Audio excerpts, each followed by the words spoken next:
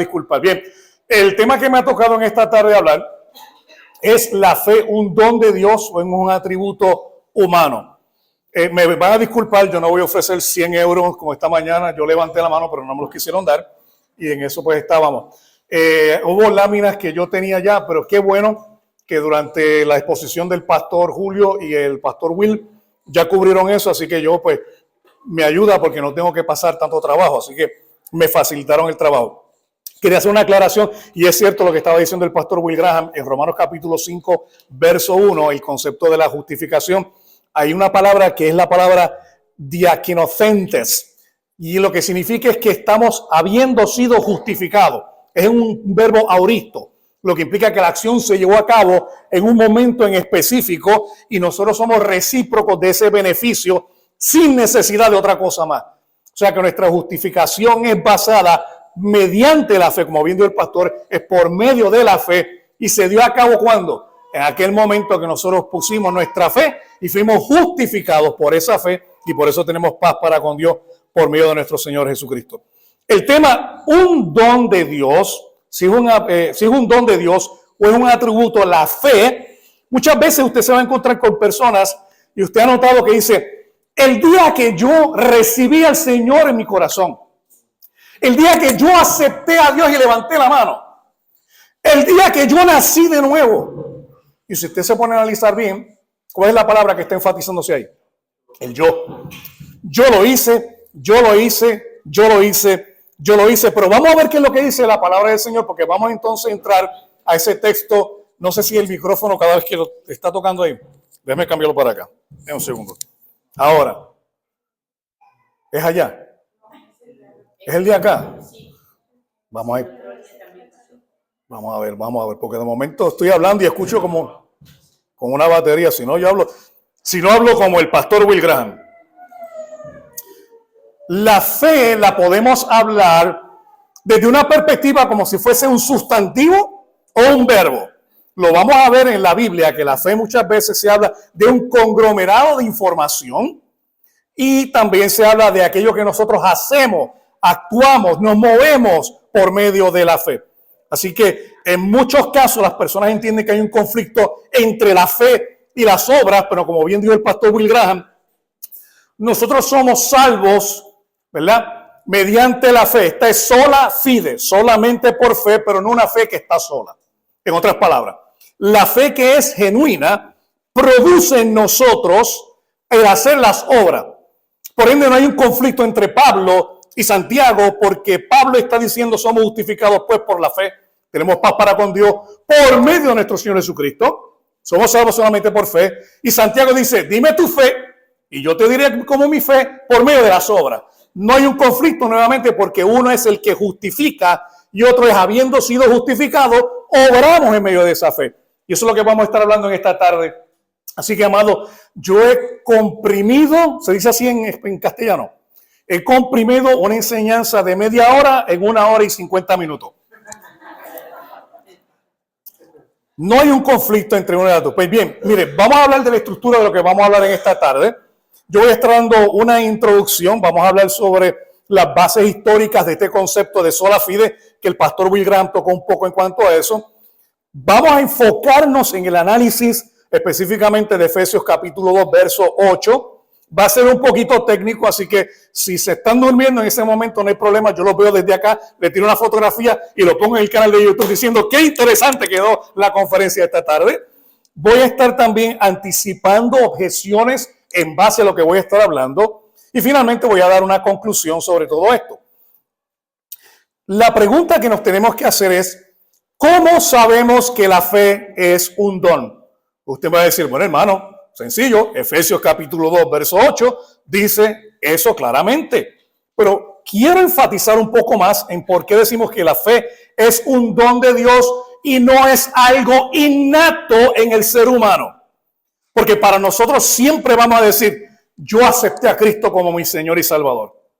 Y nos vamos a dar cuenta que esto no procede de algo innato de nosotros, sino que es un regalo que Dios nos da a nosotros, capacitándonos a través de ese medio para nosotros poder obtener salvación y justificación. Muchas personas dicen, bueno, yo ejercí mi fe en Dios. Y de hecho me cita muchas veces pasajes y dice, tu fe te ha salvado. A ver, que la persona tiene fe. Sí, por aquí tenemos que aclarar algo y lo voy a hablar desde ahora. Una cosa es que usted diga, tu fe te ha salvado, y utilizamos el sustantivo la persona, y otra cosa es entender verdaderamente lo que queremos decir cuando decimos, tu fe te ha salvado. Tu fe te ha salvado no porque tú tienes algo intrínseco que ejerce o te mueve a buscar a Dios y ejercer la fe, sino que quien inicia eso inicialmente, perdona la redundancia, fue Dios. Por ejemplo, a mi hijo yo le regalo un coche. ¿De quién es el coche? ¿Mío o de él? El coche es el de él. Cuando yo voy y le entrego la llave, yo le digo, tu coche es tuyo. Y yo le digo, vamos a visitar al abuelo. Nos vamos en tu coche, no en mi coche. Pero la pregunta es, él tomó todas las piezas y formó el coche, puso las llantas, el volante, él creó la llanta de la nada y la puso allí para montar allí. No. Fue un regalo que yo le di a él, y aunque yo le digo, ese es tu coche, quien le dio el coche fui yo.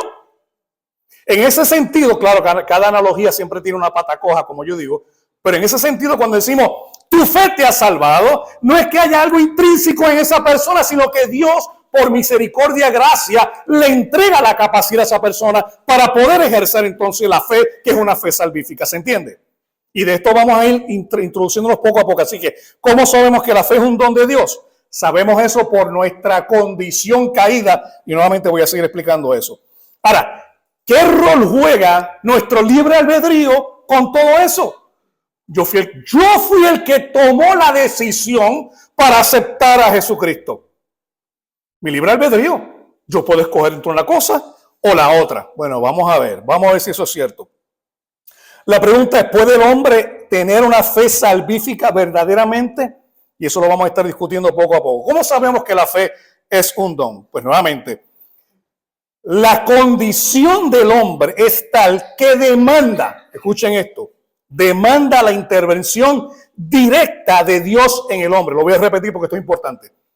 La condición del hombre, y debía haber puesto el hombre natural, es tal que demanda la intervención directa de Dios en el hombre. Y mire, y esto se ha discutido desde muy temprano en el cristianismo, lo vamos a explicar nuevamente más a fondo en adelante.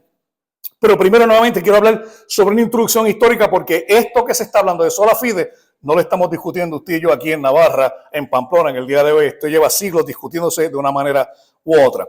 Como introducción quiero mencionar que la naturaleza de la fe ha sido, ¿cómo le puedo llamar? Ha sido la razón de muchas peleas y chismes dentro de la iglesia, para poner de esa manera. ¿Cuántos de ustedes sabían que en las iglesias hay peleas y discusiones? ¿Verdad? Yo no sé si aquí, eso pasa allá, yo no sé si aquí, pero aquí no hay discusiones entre nadie, todo el mundo se ama y se quiere porque esta iglesia es perfecta. Siempre sucede eso, y estos debates se llevan llevando a cabo desde hace mucho tiempo. Fíjense que en un momento Agustín y Pelagio, perdón, discúlpenme que no me quede sin voz, pero yo no puedo tener la voz del pastor Will Grant, esa voz varonil, proyectante, ¿no? Y elocuente como el pastor Julio. De hecho, ¿cuántos saben ustedes que el pastor Julio es una concordancia andante? Él te habla 3 palabras de él y los demás todos son versículos bíblicos. A mí me encanta el pastor Julio por eso. Agustín y Pelagio sostenían que los seres humanos, en este debate, ¿verdad? Se sostenía que los seres humanos nacían con una capacidad innata, bueno, en este caso, perdón, Pelagio, para escoger entre el bien y el mal. Y ejercer, ¿qué? Esa función en una fe salvífica sin necesidad de la gracia de Dios. Ahora, por otro lado, Agustín se le presenta y le dice, no. La humanidad está tan corrompida por el pecado original que es incapaz de creer. Y cuando hago creer, hablo precisamente de lo que el pastor Will Grant estaba mencionando esta mañana, el concepto de fiducia. Recuerden, noticia, la información, ascensus, el acentuar o el estar de acuerdo, y fiducia es poner nuestra confianza en él. Así que Agustín decía que era imposible que el hombre ejerciera ese tipo de creencia o ese tipo de fe por haber nacido en una naturaleza corrompida por medio del pecado original, y que le es imposible verdaderamente hacer el bien al ser humano. La pregunta que nos tenemos que hacer es, ¿cuál de los dos tiene la razón? Y es interesante nuevamente que en el concilio de Éfeso, esta posición de Pelagio fue condenada como herejía. Y a Agustín se le dio la razón en ese sentido. Pero vamos a ir un poquito más allá, porque no solamente eso se quedó con Agustín y Pelagio. También en la Reforma Protestante, los reformadores Martín Lutero y Juan Calvino y otros más defendieron la idea de que la salvación es por la fe solamente, sola fide, y que la fe es un regalo, no un logro humano. Lutero también tuvo una discusión con Erasmo, y Erasmo, por otro lado, él decía que en su obra De Libero Arbitrio, él defendió que los seres humanos, aunque afectados por el pecado, escuchen bien, a ver si esto les suena a ustedes parecido, el ser humano está afectado por el pecado, pero aún conserva cierta libertad para elegir entre el bien o el mal, y que la fe es una colaboración entre la voluntad humana y la gracia de Dios para buscar una fe que es salvífica. Lutero se detuvo y dijo en su obra De Servo Arbitrio que el ser humano, debido a la caída, está espiritualmente muerto, incapacitado para elegir a Dios por sí mismo, que la fe, por tanto, no puede ser un acto inicial de la voluntad humana, sino que es un don de Dios. Y aquí es donde está el dilema entre los calvinistas y los arminianos, que los tenemos en las redes sociales, el pastor Willy y yo, a cada rato con los ataques de ellos. Para la posición reformada, el hombre está totalmente muerto en sus delitos y pecados e incapaz de ir en pos de Dios. Sí, tomamos decisiones para ver si yo quiero un helado de vainilla, un helado de chocolate. Yo pienso que estoy haciendo algo bueno por mis hijos, pero no hay una absoluta cosa buena que nosotros podamos hacer, sino que todo lo que hacemos y pensamos que es bueno, hay algo de egocentrismo, hay algo de que no se compara con el estándar de Dios. En otras palabras, no hay una obra perfecta en nosotros para hacer verdaderamente el bien. Siempre va a haber algún tipo de agenda. El orgullo, yo hago esto bueno por aquí, yo hago esto bueno por allá, pero en algo analícense. ¿Verdaderamente podemos hacer algo bueno nosotros independientemente a Dios? Imposible. Ahora, en el lado del arminianismo dicen, no, simplemente nosotros por el pecado fuimos incapacitados, estamos enfermos, todavía podemos tomar buenas decisiones, hasta la buena decisión de buscar a Cristo. Cuando se predica la palabra, yo digo, eso me hace sentido, pues yo levanto la mano, le acepto al Señor y ya me convertí. La realidad del caso es que cuando vamos a textos bíblicos en la palabra, como bien dice el pastor, la palabra me confronta, la palabra es el ayo, la palabra me indica a mí que por cuanto no hay ni siquiera uno, no hay quien busque a Dios. Todos hacemos lo malo, por cuanto todos hemos pecado y estamos destituidos de la gloria de Dios. Ahora, yo digo, no, pero yo soy bueno, yo puedo escoger al Señor. Yo escogí, yo levanté la mano, yo acepté al Señor, yo lo escogí a Él.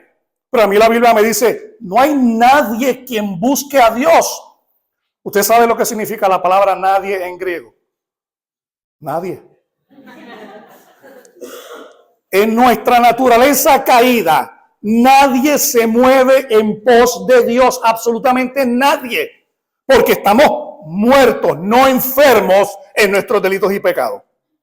Y ahí es donde la gracia de Dios entra en nuestras vidas y nos damos cuenta que Dios hizo algo en ti y en mí, que en el día de hoy podemos levantar la mano y decir, soy salvo, no por mis méritos, sino por lo que hizo el caballero de la cruz, que pagó mis pecados, me dio vida y me puso sobre peña, y hoy en día yo tengo canto de alabanza, aleluya.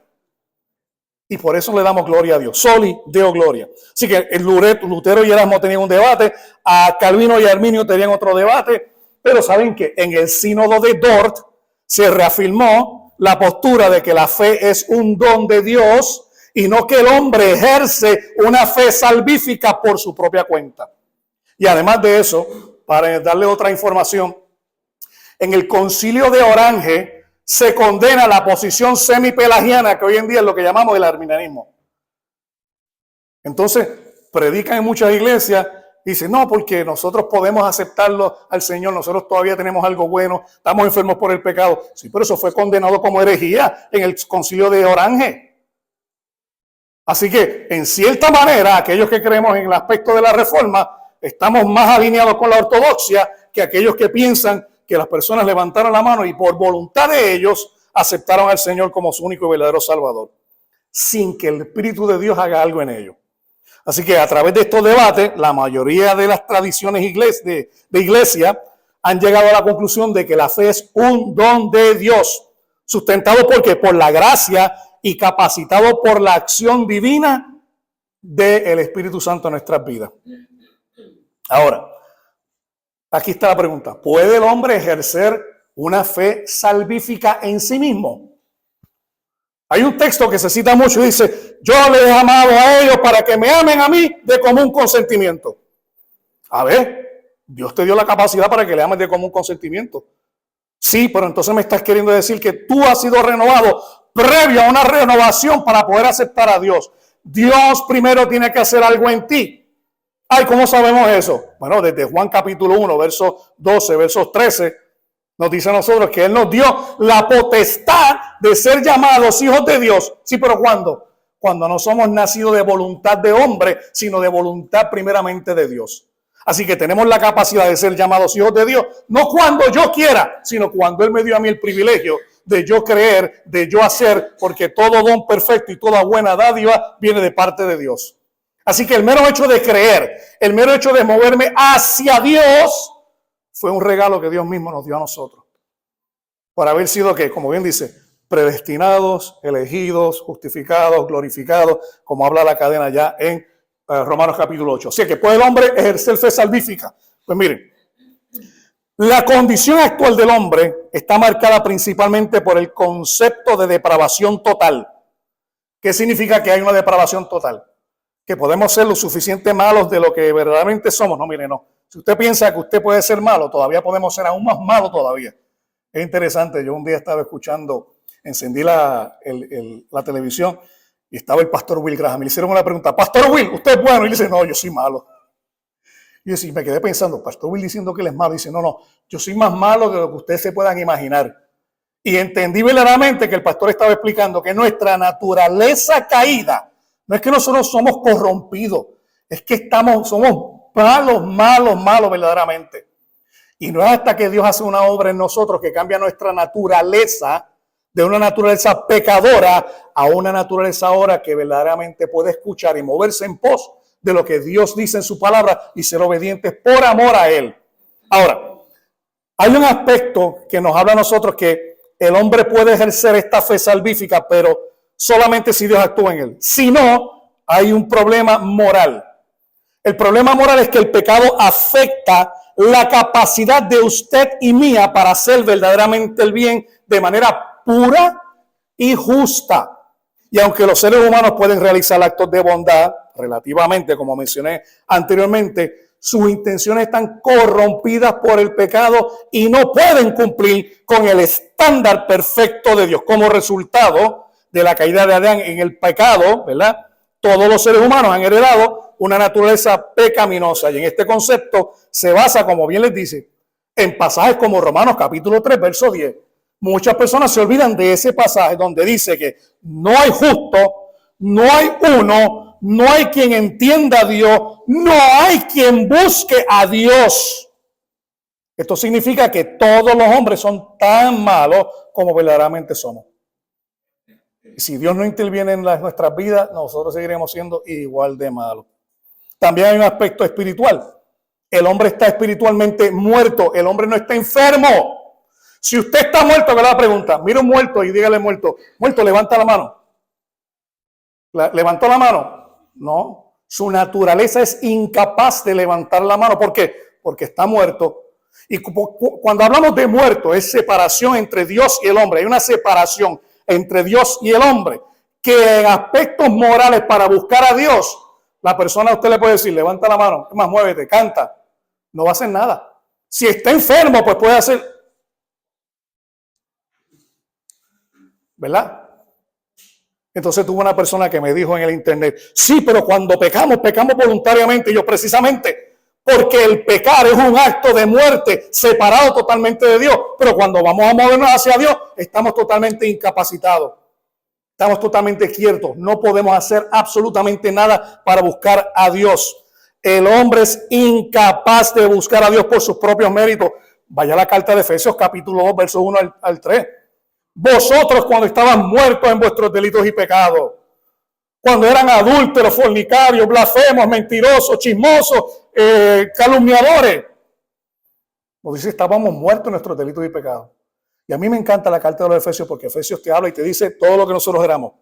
Pero hace como que un paréntesis y dice, pero Dios, que es rico en misericordia, con el amor que nos amó, nos dio vida para que a través de esa vida nosotros seamos que ahora justificados por medio de esa fe.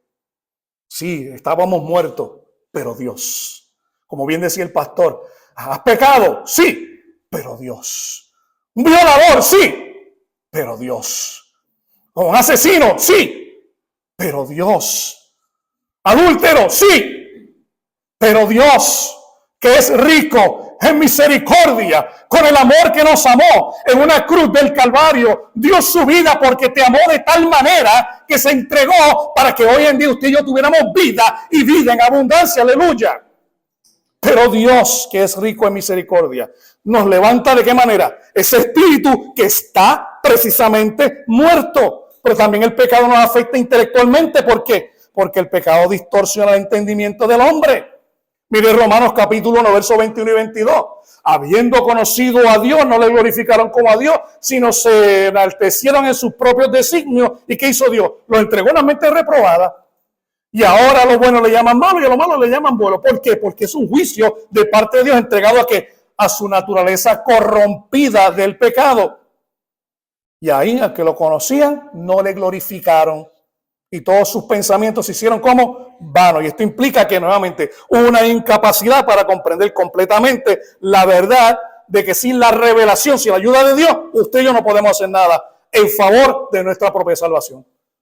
Tiene que ser a través de Cristo, pero Dios, que es rico en misericordia. Y también ese pecado afecta a nosotros en nuestra condición evolutiva. La voluntad humana está esclavizada al pecado y esto significa que el hombre, en su estado natural, no puede elegir libremente el bien espiritual o buscar a Dios sin que Dios primero lo libere de esa esclavitud. Juan capítulo 6, verso 44. Nadie... De un momento, ¿saben lo que significa nadie en griego? Nadie puede venir a mí a menos que el Padre le atraiga. Nadie. Si el Padre no hace algo primero en nosotros, nosotros no podemos buscar a Dios, punto. Solamente por la fe. ¿Y quién nos da la fe? ¿Procede de nosotros? No, la fe es un don de Dios y vamos a entrar ya mismito, voy a entrar en eso. Y de hecho la palabra que utiliza allí es el cuse. El cuse es una palabra donde dice arrastrado. No es que yo fui persuadido por Dios. Fue que Él me llamó, me arrastró y me trajo hasta acá. Ah, bueno, es que... ¿Y si yo no quería? No es que no quería. Es que Él te llamó. Y cuando te llamó, cambió tu naturaleza que no quería a la naturaleza que dice, sí, Señor, ahora yo quiero. ¿Ve la diferencia? Porque la gente dice, no, pero entonces Dios se va a llevar a personas al cielo que no querían ir al cielo. No. Dios se vaya a personas que no querían ir al cielo, pero cuando le cambió la naturaleza a una naturaleza espiritual, le dice, sí, Señor, llévame al cielo. Y voluntariamente ahora actúan conforme a la voluntad de Dios, porque antes actuábamos en contra de la voluntad de Dios. Y lo hacíamos ¿cómo? Libremente. Por ende, ¿había un libre albedrío? Sí, pero estaba cautivado al pecado y lo único que hacíamos libremente era pecar y pecar y pecar y pecar y pecar. Cuando vinimos a tener la libertad absoluta, fue cuando ahora Cristo nos cambia nuestra naturaleza y ahora sí, el pecado nos atrae, pero nosotros tenemos ahora la libertad para decidir verdaderamente no pecar en contra de Él. Y por eso es que, como decía el pastor, ¿quién me librará de este cuerpo de muerte? Jesucristo ahora me da la capacidad para yo escoger entre una cosa y la otra. Porque si nuestra voluntad fuese neutral, nosotros no tomaríamos ninguna decisión. Tiene que haber algo que me atrae o me arrastra para yo irme para un lado o para el otro. Por ende, el libre albedrío en realidad es un concepto filosófico que es un disparate. Porque verdaderamente no somos libres. Tiene que haber algo que me lleva a pecar, en otras palabras, el deseo de la carne o la ley de la carne, y yo decido irme para allá, o yo tengo la decisión ahora en Cristo, que Cristo me atrae con su amor, y digo, sí, Señor, ahora yo te acepto. Entonces puede estar decir, ¿quién me libra de este cuerpo de muerte? ¿Por qué? Porque no tengo libertad, siempre estaba pecando, ahora con Cristo, nueva criatura soy, las cosas viejas pasaron, y aquí todas son hechas nuevas. Ahora yo puedo decir, sí, Señor, te acepto, sí, Señor, te amo, sí, Señor, te quiero. ¿Por qué le amo? Porque Él me amó a mí primero. ¿Por qué le busco? Porque me buscó a mí primero. Ven, que tenemos muchas veces el evangelio nuevamente corrompido pensando de que nosotros tenemos una capacidad innata para aceptar al Señor. No, amado, no la tenemos. No la tenemos. La libertad verdadera, ahora soy libre. ¿Por qué? Porque dice, donde está el Espíritu de Dios, verdaderamente hay libertad. Si el Espíritu de Dios no está, verdaderamente no somos libres. Así que está afectado por la moral, espiritual, intelectual, evolutiva. Busque todo ahí. La fe salvífica, nosotros en nuestra naturaleza no la podíamos llevar a cabo. Ahora, ¿cuál es la condición del hombre inicial? Pues mire, el hombre no ejerce fe en Dios, ya que su naturaleza no se lo permite. Estamos muertos en nuestros delitos y pecados, ¿verdad? Romanos capítulo 3, verso 10. No hay quien busque a Dios. Después tenemos Efesios capítulo 2, verso 1 al 7. Y Él os dio vida a vosotros cuando estaban muertos en vuestros delitos y pecados. Él me dio vida a mí. Somos regenerados, ¿verdad? Y también Juan 6, 44, que esto lo estaba mencionando ahora. Nadie puede venir a mí si el Padre que me envió no lo trajere y yo lo resucitaré al día postrero. De hecho, como le dije, nadie puede venir a mí a menos que el Padre lo trajere. El cuso. No es que Él vio en el futuro que tú le ibas a aceptar y Él dijo, él me va a aceptar. Ah, pues a ese yo lo voy a salvar. No. La palabra que utiliza en el griego allí es proginosko. Proginosko significa que Él desde la eternidad ya tiene una relación íntima con usted porque era parte del plan perfecto de Dios de aquellos que Él tenía escogidos desde antes de la fundación del mundo. ¿En quién? En Cristo. Pero no dependía de que Él miró en los anales del tiempo para atraerte o traerte. Él te escogió. ¿Y por qué? Porque le dio la real. Usted sabe lo que significa la palabra, ¿verdad? Porque Él es Dios. Ah, pero ¿y por qué no escogió al otro?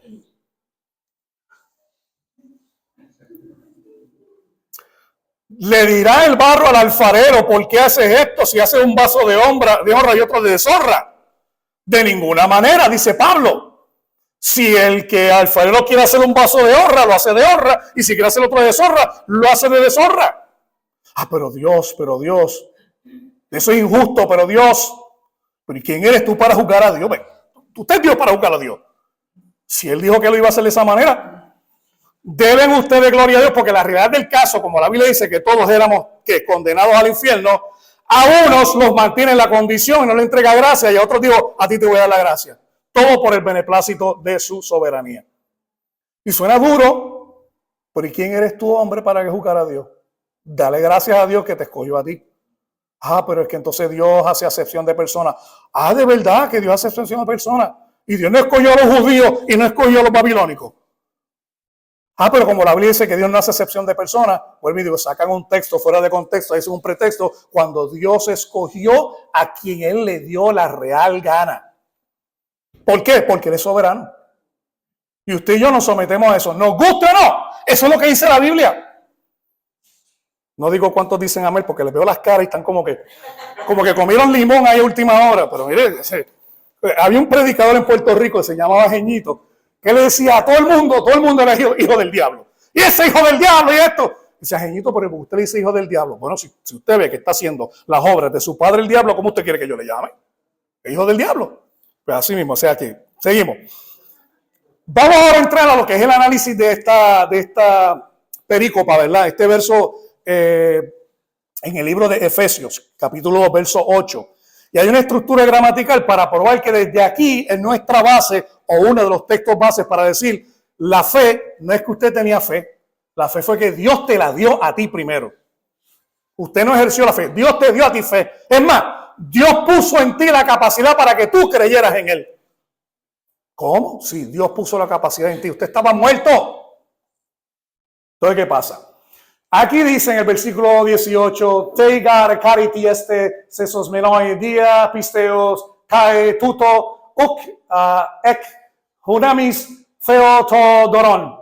Ya nos podemos ir, que aprendieron, se fueron, ya se entendió todo completo. Lo practiqué porque acabo de llegar de Grecia y estaba practicando griego, así que Eucaristo, Paracaló, estaba yo hablando de todo eso. En este pasaje yo quiero discutir específicamente sobre 3 palabras, son 3 sustantivos, ¿verdad? Y uno que es un pronombre adverbial. Y son la palabra caris, que es gracia, la palabra fe, pistis, que aquí lo utiliza en el nominativo, y la palabra esto, que esto es tuto o touto, dependiendo si utiliza la pronunciación erasmática o la pronunciación normal. Caris, la palabra caris está en un dativo singular femenino, esto es importante. Pisteo está en un genitivo singular femenino, y sesosmeni, que es salvación, está en un nominativo plural y masculino. Pero ¿qué pasa? Esta palabra touto, ¿dónde está? No, me tengo que poner peor. Touto no está en el mismo caso, ni tampoco está en el mismo género que las otras palabras. Y eso es un problema para muchas personas. ¿Por qué? Vamos a analizarlo un poquito más. Porque muchas personas dicen que la gracia salvífica, que somos salvos mediante la fe, y esto no de vosotros, que lo que está hablando aquí es que esto y esto, ¿verdad? Y cae, o que esto es que nosotros somos salvos. Que el regalo de Dios, porque aquí dice feu to doron, Dios el don, o el don de Dios, ¿verdad? Que esto que está hablando aquí está hablando sobre la salvación. En otras palabras, la salvación es un regalo de parte de Dios. ¿Por qué? Porque ellos dicen más adelante de que no puede estar hablando de fe. La fe no puede ser un don de Dios, dice mucha gente, ni tampoco la gracia puede ser un don de Dios, porque no está en el mismo caso ni en el mismo género de la palabra touto. Así cuando dice, ¿y esto? ¿De qué esto está hablando? Pues ellos dicen que no está hablando ni de esto, que posiblemente está hablando de salvación, que la salvación es un don de Dios. Y yo digo, ¿sabes qué? Amén. La salvación es un don de Dios. Pero en base a este texto, no solamente la salvación es un don de Dios, sino que, aparte de eso, lo que es un don de Dios es la gracia. Dios te dio gracia.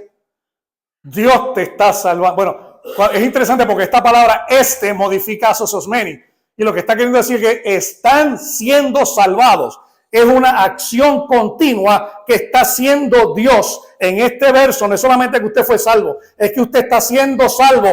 ¿Por qué usted está siendo salvo? Porque hay alguien que está intercediendo delante del trono de la gracia con su sangre 24 horas al día, 7 días a la semana, 365 días al año. Y como sumo sacerdote, en el momento que tú pecas, el Espíritu Santo te contrinte para que estés siendo totalmente salvado en todo momento, desde ahora y para siempre. ¿Sabes qué?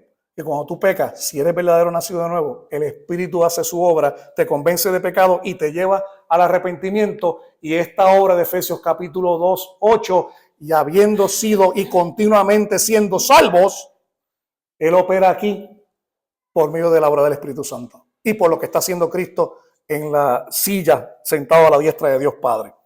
Eso es como nota el calce, de todas maneras. Así que muchos dicen que hay una objeción que no puede ser el concepto de gracia, salvación y fe, porque esto no hace referencia a esto, porque esto está en un caso y esto está en otro. Esto está en un caso y esto está en otro. Y así sucesivamente. En otras palabras, mire, para que usted me comprenda. Imagínense que yo en una oración le digo lo siguiente. Escuchen bien. El mujer están sentadas en la mesa. El mujer están sentadas en la mesa. ¿Hace sentido eso? No. ¿Por qué? Porque él, ¿verdad? Es singular, mujeres es plural. No hay una correspondencia. Y como no hay una correspondencia, pues no se puede entender. No puede ser la oración correcta, sino usted tiene que decir, las mujeres están sentadas en la mesa. Ahora todo el género, todos los números concuerdan y la oración tiene que sentido. Pero si usted viene aquí, usted dice, esto está en nominativo y esto está en genitivo. Esto es singular, ahí no hay problema. Pero este es neutro y este es femenino. Pues sería como decir, el mujer está sentada en la mesa. Por eso la gente dice, no, la fe no puede ser un don, porque no concuerda una cosa con la otra. Igualmente pasa en el griego. En el griego tiene que coordinar caso, tiene que coordinar también género y tiene que coordinar también número. Y en ese caso no lo tenemos. Ahora, ¿cómo resolvemos ese dilema? Porque mire, nuevamente si lo analizamos, tuto está en nominativo, cari está en genitivo, tuto está en singular, cari está en singular, no hay problema. Pero tuto está en neutro y cari está en femenino. ¿Verdad? El mujer, usted dice, no, eso no hace sentido. Pero entonces dice, pero ¿cómo usted interpreta esto? ¿A qué se refiere esto en la oración? Se refiere a lo siguiente, que hay una estructura cuando usted interpreta la Biblia, que aunque que no haya esta correspondencia como tal, hay un concepto que se llama la construcción ad sensum. La construcción ad sensum implica que aunque haya esa discrepancia ahí, lo que se está afirmando que dice esto está hablando sobre todo el concepto en general, que incluye la gracia, siendo salvos, y la fe. Esto es el don de Dios. Por ende, si usted tiene gracia en el día de hoy, es porque es un don de Dios. Si usted tiene una salvación en el día de hoy, es porque es un don de Dios. Y si usted tiene fe que lo ejerce para adorar y creer en Dios, porque es un don de Dios. No nace de nosotros. Yo no busco a Dios. No hay quien busque a Dios hasta que Dios haga ¿qué? La obra en nosotros. Y esta construcción ad sensum es lo siguiente. La construcción ad sensum ocurre cuando las palabras no concuerdan gramaticalmente, pero sí en el sentido o contexto. El contexto de Efesios capítulo 2, verso 8 es que la gracia, la salvación y la fe, esto es lo que está diciendo que es el don o el regalo que Dios te dio. En Efesios 2:8 el pronombre tuto no se refiere a solo un sustantivo, o sea, gracia o fe, sino al concepto entero de la salvación por gracia mediante la fe. Y usted me dice, pero eso suena como muy arbitrario. Bueno, pues vamos a ver. Existen otros ejemplos en la Biblia. Otra construcción ad sensum. Mas vosotros sois linaje escogido, real sacerdocio, nación santa, pueblo adquirido por Dios. Esa es otra construcción que viene siendo también que linaje es uno, vosotros son muchos, nación es una. Pero como el concepto se entiende que abarca a un aspecto plural, pues aunque no concuerden en género y caso, sabemos que lo que está hablando es que nosotros somos real sacerdocio, linaje escogido, nación santa, pueblo adquirido por Dios, para proclamar las verdades y las virtudes de aquel que llamó de la oscuridad a su luz admirable. 2 amén nada más. Voy a tener que empezar a predicar bien pentecostal, así como el pastor Will, para que a esta hora diga, no, ya nos despertamos ahí. Baticostal, perdóname, porque no soy pentecostal. Otro ejemplo, Filipenses 4:13. Todo lo puedo en Cristo que me fortalece. Todo, en general, me fortalece a mí, individual. Cuando usted lo busca en el griego, el género, el caso, el número no son iguales, pero se entiende el concepto. Y eso hay que tener nuevamente bien importante, entenderlo. Así que, ¿qué significa todo esto, mis amados? Que aunque no haya una concordancia entre género tuto, esto, y los sustantivos caris, gracia y fe, el sentido lógico del texto que indica que es que lo que dice esto abarca el proceso de tu salvación y de mi salvación, lo que implica que la fe no proviene del hombre como algo innato, sino que es otorgada por Dios como parte de su obra redentora. El uso refiriéndose a todo el proceso de salvación incluye no solo la gracia, sino también la fe, y de ahí que la gracia, la salvación y la fe sean vistos como un don de Dios. ¿Usted puede creer? Un don de Dios. ¿Usted fue perdonado? Un don de Dios. ¿Por qué? Porque a la larga usted no puede decir, fue Dios y yo, sinergismo. No, soli Deo gloria, solamente Dios me salvó.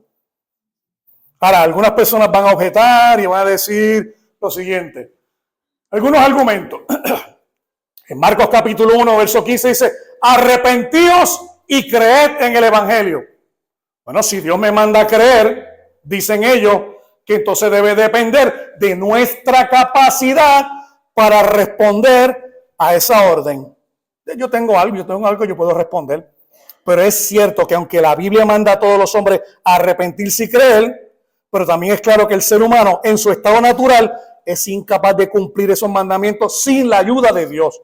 Así que el argumento de que la fe es puramente un acto humano contradice pasajes bíblicos que enseñan que el hombre en su estado natural está muerto espiritualmente e incapaz de agradar a Dios sin su intervención.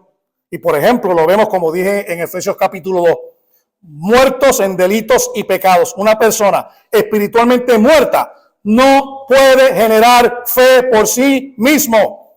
También no hay quien busque a Dios. Y el Nuevo Testamento refuerza que la fe es algo que Dios otorga. Como dice, por ejemplo, en Filipenses capítulo 1, verso 29, que dice, porque, escuchen esto, porque a vosotros os es concedido a causa de Cristo, no solo que creáis en Él, sino también que padezcáis por Él.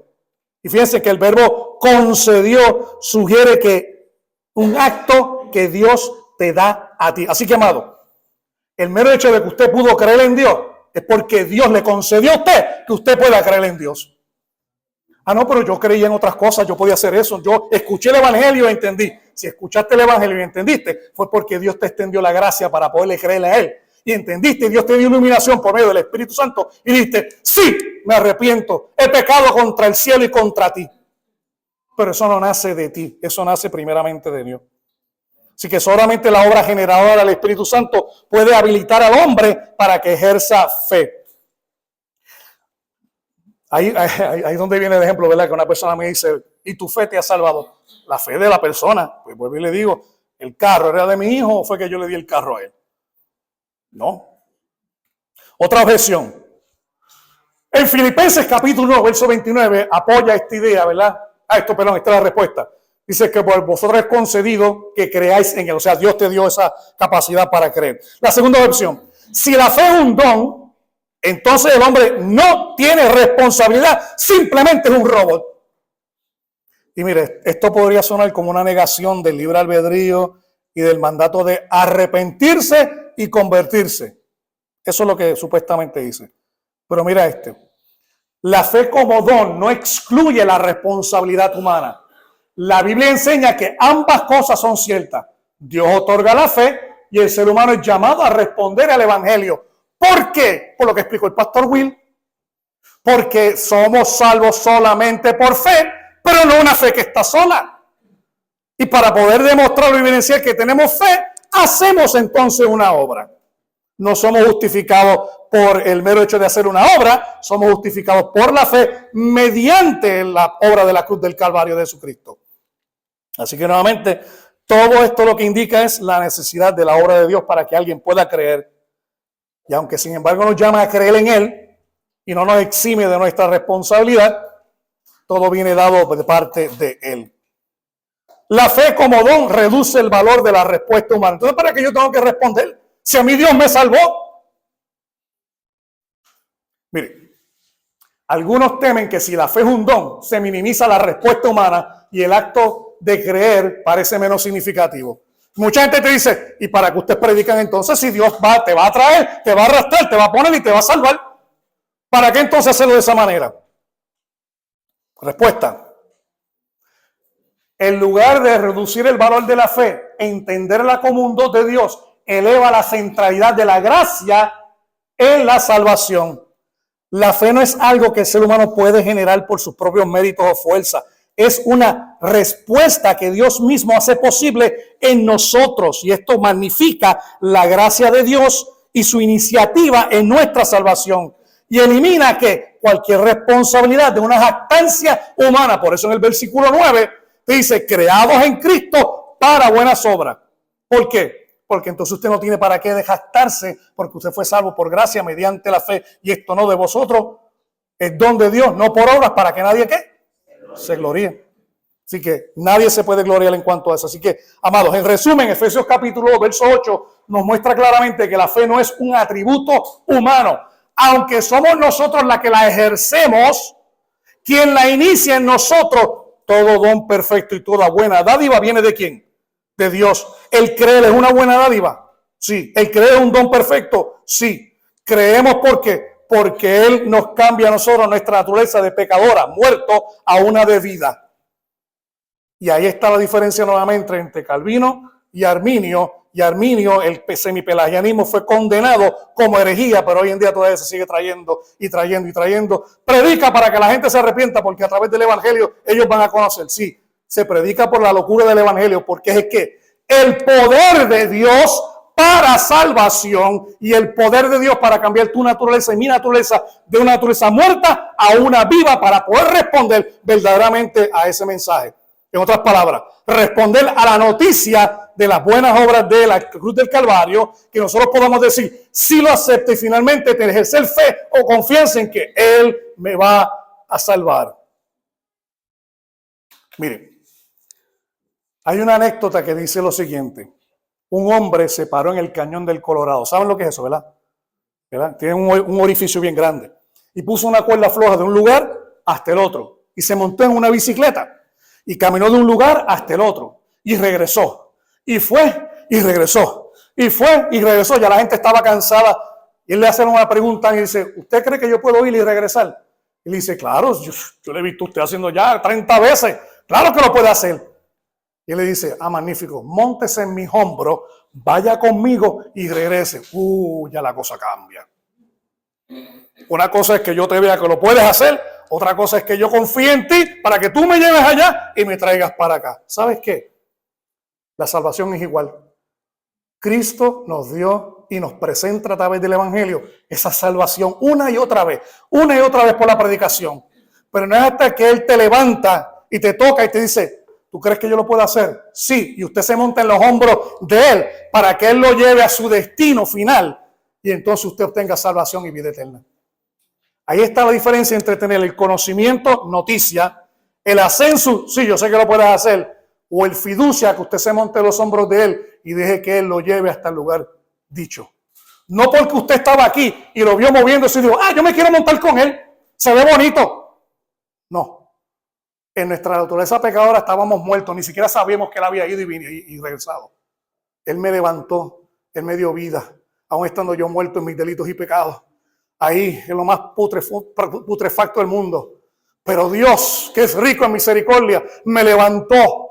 Y cuando me levantó, me dio la capacidad de entender, me dio la lucidez, mi moral, mi mente, mi evolución. Todo fue cambiado en una naturaleza nueva. Y ahora yo miro y digo, sí, tú lo puedes hacer. Vente conmigo. Sí, me voy contigo. Y la esperanza más grande que nos da a nosotros la palabra, y con esto termino. Creer en Dios, creer también en mí.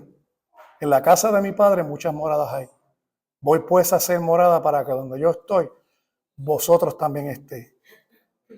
Voy, iré y me tomaré a mí mismo. Y estaremos juntamente con Él por toda la eternidad. Yo no sé usted, pero a ello digo, soli Deo gloria. Padre amado Señor, gracias te damos por esta tarde. Gracias Señor por comprender, aunque sean misterios, Padre amado, algunos aspectos que son revelados. Solamente por gracia, solamente por fe, solamente por Cristo, solamente a través de la Escritura y solamente a través de tu gloria, Señor, podemos comprender esto. Gracias te damos, Señor. Bendice esta iglesia, a los pastores. Ve y conforma, Señor, a la familia del pastor Will Graham. Protégelo. Cuídalo, Señor, en medio de sus viajes. Y te damos gracias por la iglesia Palabra Viva Navarra y todos los hermanos que están aquí ahora y aquellos que vendrán. Bendícelos, Señor, y que tu gloria se manifieste desde este púlpito en todo momento. A ti sea, Señor, toda la honra, toda la gloria, en el nombre de nuestro Señor Jesucristo. Amén y amén. Dios le bendiga, amado.